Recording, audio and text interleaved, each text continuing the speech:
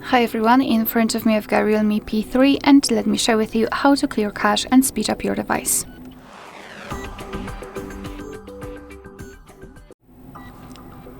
So I'd like to start with removing cache. So let's tap on the settings and here we have to scroll down and find the apps.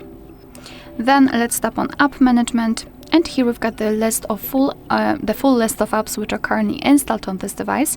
And basically what I highly recommend to do is to go through all of those apps and remove cache. So let me choose maybe phone. It doesn't matter, I just want to show you.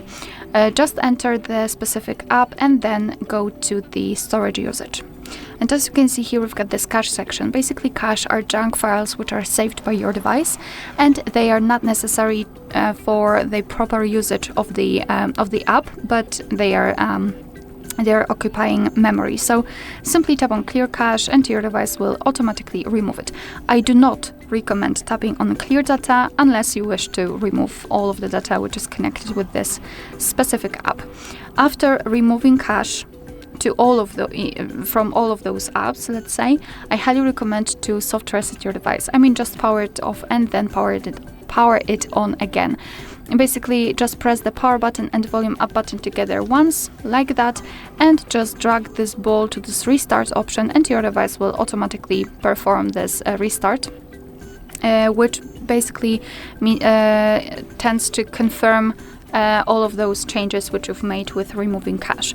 And another thing which I highly recommend to do, about which we are usually forgetting, is to use Phone Manager. This app is pre-installed and it's for sure on your device. It is provided by the developer. So just enter Phone Manager and here first of all tap on Optimize and then enter Cleanup Storage, and here you can remove some unnecessary files from photos, videos, unnecessary apps, duplicated files, etc. So I highly recommend to simply go through all of those options and remove files. So for sure you will release some memory.